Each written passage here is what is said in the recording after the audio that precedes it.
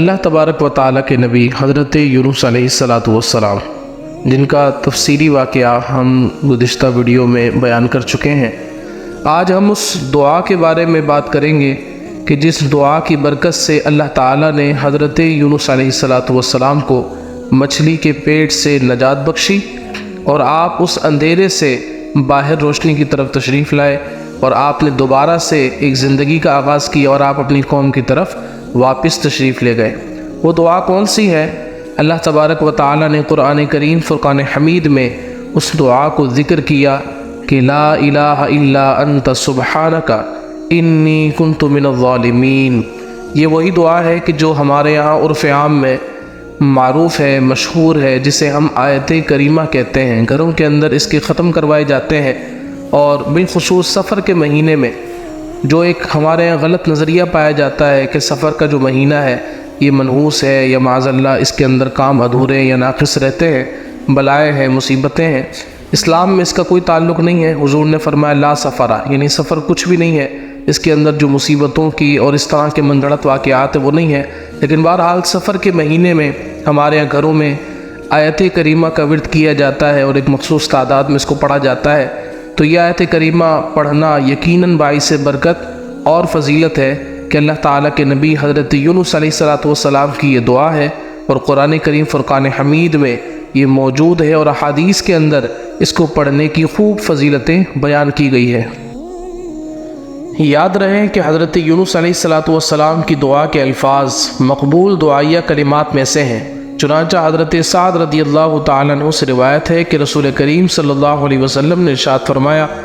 حضرت یونس علیہ السلام نے مچھلی کے پیٹ میں جب دعا مانگی تو یہ کلمات کہے، لا الہ الا انت سبحانک انی کنت من الظالمین۔ جو مسلمان ان کلمات کے ساتھ کسی مقصد کے لیے دعا مانگے تو اللہ تبارک و تعالیٰ اسے قبول فرماتا ہے۔ مچھلی کے پیٹ میں حضرت یونس علیہ السلام نے ذکر الہی کی کثرت کی اور یہ دعا پڑھی، اس کی برکت سے اللہ تبارک و تعالیٰ نے حضرت یونس کو نجات عطا فرمائی۔ اگر وہ ایسا نہ کرتے تو ضرور قیامت کے دن تک اس مچھلی کے پیٹ میں رہتے۔ رب کریم نے قرآن میں اس کو بیان کیا اور فرمایا، فلولا انہ کان من المسبحین للبث فی بطنہ الی یوم یبعثون۔ ترجمہ، تو اگر وہ تسبیح کرنے والا نہ ہوتا تو ضرور اس دن تک اس مچھلی کے پیٹ میں رہتا جس دن لوگ اٹھائے جائیں گے۔ ناظرین، آپ نے سنا کہ حضرت یونس علیہ السلام اگر یہ آیت کریمہ کا ورد نہ کرتے تو قیامت تک وہ مچھلی کے پیٹ ہی میں رہتے، لیکن جب انہوں نے دعا پڑھی تو اللہ تبارک و تعالیٰ نے اس ذکر اور تسبیح کی برکت سے انہیں مچھلی کے پیٹ سے آزاد کر دیا۔ مفسرین فرماتے ہیں کہ تم آسانی کے وقت، یعنی وہ وقت کہ جب کوئی مصیبت تم پر نہ آتی ہو، ایسے آسانی کے وقت اللہ تعالیٰ کا ذکر کرو تو وہ تمہیں، یعنی رب کریم تمہیں سختی اور مصیبت کے وقت یاد کرے گا، کیونکہ حضرت یونس علیہ السلام اللہ تعالیٰ کے نیک بندے اور اللہ تعالیٰ کا ذکر کرنے والے تھے۔ جب وہ مچھلی کے پیٹ میں گئے تو اللہ تعالیٰ نے ان کے بارے میں فرمایا، فلولا انہ کان من المسبحین۔ تو اگر وہ تسبیح کرنے والا نہ ہوتا تو چونکہ آپ پہلے تسبیح کرنے والے تھے تو اسی کی برکت سے اللہ تبارک و تعالیٰ نے آپ کو نجات عطا فرمائی۔ اس کے برعکس اگر ہم فرعون کا واقعہ دیکھیں تو ساری زندگی اس نے سرکشی اور نافرمانی کی اور اللہ تبارک و تعالیٰ کو بھلا بیٹھا، لیکن جب وہ ڈوبنے لگا، عذاب میں مبتلا ہونے لگا، تو پھر اس نے اللہ تبارک و تعالیٰ کو یاد کر کے کہا، آمنت انہ لا الہ الا الذی آمنت بہ بنو اسرائیل، کہ میں اس بات پر ایمان لایا کہ اس کے سوا کوئی معبود نہیں جس پر بنی اسرائیل ایمان لائے ہیں۔ تو اللہ تعالیٰ نے اس کے جواب میں ارشاد فرمایا، الآن وقد عصیت قبل، فرمایا کہ اسے کہا گیا کہ کیا اب ایمان لاتے ہو حالانکہ اس سے پہلے تو نافرمان رہا، یعنی پہلے چونکہ وہ نافرمانی کرتا رہا تو اللہ تبارک و تعالیٰ نے اس کی اسی حالت پر نظر کرتے ہوئے اس کی اس توبہ کو ٹھکرا دیا اور اس کے ایمان کو قبول نہ کیا۔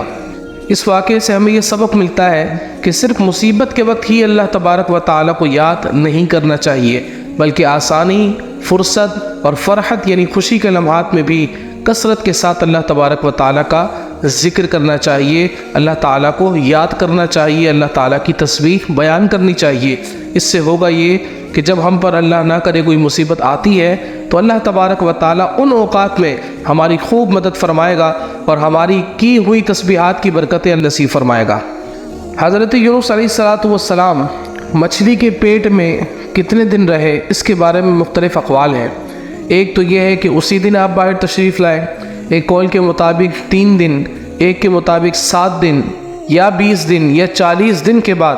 آپ مچھلی کے پیٹ سے نکالے گئے۔ اتنے دن مچھلی کے پیٹ میں رہنے کے بعد آپ کے جسم کی حالت کیا تھی، آپ کی جو اسکن ہے، آپ کی جو کھال ہے، اس کی حالت کیا تھی؟ اس کے بارے میں روایتوں میں آتا ہے کہ جب حضرت یونس علیہ السلام نے دعا مانگی تو اللہ تعالیٰ نے انہیں مچھلی کے پیٹ سے نکال کر میدان میں ڈال دیا، اور مچھلی کے پیٹ میں رہنے کی وجہ سے آپ ایسے کمزور، دبلے پتلے اور نازک ہو گئے تھے جیسے بچہ پیدائش کے وقت ہوتا ہے۔ آپ علیہ السلام کے جسم کی کھال نرم ہو گئی تھی اور بدن پر کوئی بال باقی نہ رہا۔ قرآن کریم فرقان حمید نے اس کو اس طرح بیان کیا کہ فَنَبَذْنَاهُ بِالْعَرَاءِ وَهُوَ سَقِيمٌ، پھر ہم نے اسے میدان میں ڈال دیا اور وہ بیمار تھا۔ جس جگہ حضرت یونس علیہ السلام مچھلی کے پیٹ سے باہر تشریف لائے وہاں کوئی سایہ نہ تھا، تو اللہ تعالیٰ نے ان پر سایہ کرنے اور انہیں مکھیوں سے محفوظ کرنے کے لیے کدو کا پیڑ اگا دیا، اور اللہ تبارک و تعالیٰ کے حکم سے روزانہ ایک بکری آتی اور اپنا تھن حضرت یونس کے دہن مبارک میں، یعنی آپ کے منہ مبارک میں دے کر آپ علیہ السلام کو صبح و شام دودھ پلا جاتی،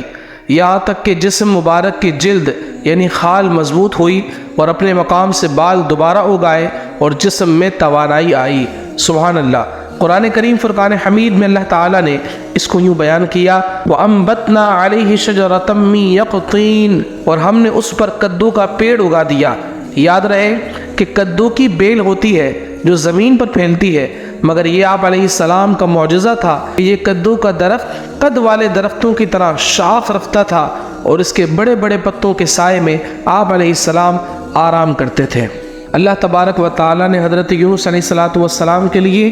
کدو کی بیل کو درخت میں تبدیل فرمایا، اور یقیناً یہ ناز اور یہ انداز اللہ تبارک و تعالیٰ اپنے پیاروں کے لیے فرماتا ہے اور انہیں مختلف انعام و اکرام سے نوازتا ہے کہ جب وہ مصیبت میں کامیاب اور کامران ہوتے ہیں۔ حدیث پاک کے اندر ہے کہ حضرت سعد بن مالک رضی اللہ تعالیٰ عنہ سے روایت ہے کہ رسول اللہ صلی اللہ علیہ وسلم نے ارشاد فرمایا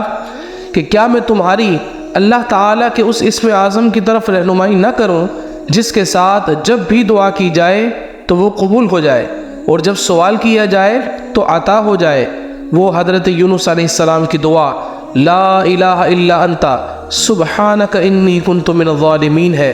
جو انہوں نے اندھیروں میں 3 بار کی تھی۔ ایک شخص نے عرض کی یا رسول اللہ، یہ حضرت یونس کے ساتھ خاص تھی یا تمام مسلمانوں کے لیے ہے؟ آپ صلی اللہ علیہ وسلم نے ارشاد فرمایا کیا تم نے اللہ کا یہ ارشاد نہیں سنا وَنَجَّيْنَاهُ مِنَ الْغَمِّ وَكَذَلِكَ نُنْجِي الْمُؤْمِنِينَ، اور اسے غم سے نجات بخشی اور ہم ایمان والوں کو ایسے ہی نجات دیتے ہیں۔ مراد یہ ہے کہ یہ دعا حضرت یونس کے لیے خاص نہیں، مسلمانوں کے لیے بھی ہے۔ جب وہ ان الفاظ کے ساتھ دعا مانگیں گے تو ان کی دعا بھی قبول ہوگی۔ سبحان اللہ۔ پیارے آقا کریم صلی اللہ علیہ وسلم نے اہل ایمان کو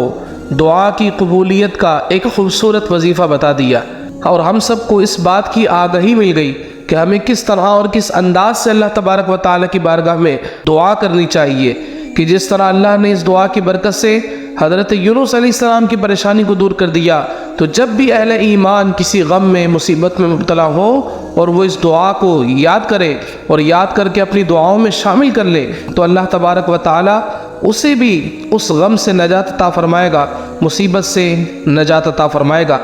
اس واقعے کے اندر جہاں ہمیں سبق اور نصیحت ملتی ہے، وہیں پر بے شمار ہمیں برکتیں بھی نظر آتی ہے۔ ہمیں ایک آیت کریمہ کا ورد ملا اس سے کہ ہمیں اس دعا کو یاد کرنا چاہیے، کثرت سے اس دعا کو پڑھنا چاہیے، اپنی دعاؤں میں اس کو شامل کرنا چاہیے۔ وہیں پر کچھ اہم معلومات بھی ہمیں ملتی ہے۔ وہ کیا کہ کسی نے حضور علیہ السلام کی بارگاہ میں عرض کی یا رسول اللہ، آپ کدو شریف بہت پسند فرماتے ہیں۔ رسول کریم صلی اللہ علیہ وسلم نے ارشاد فرمایا ہاں، یہ میرے بھائی حضرت یونس کا درخت ہے۔ اس سے معلوم ہوا کہ کدو شریف کا پھل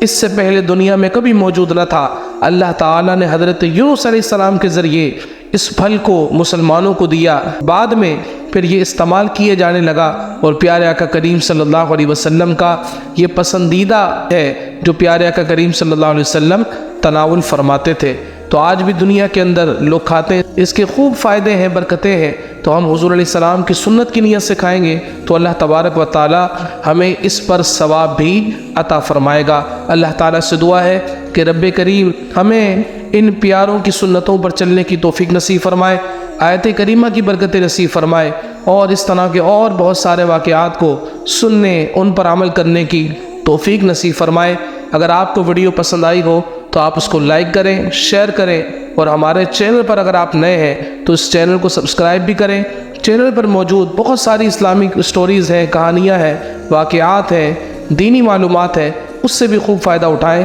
اللہ تعالی ہم سب کی خدمات کو قبول فرمائے۔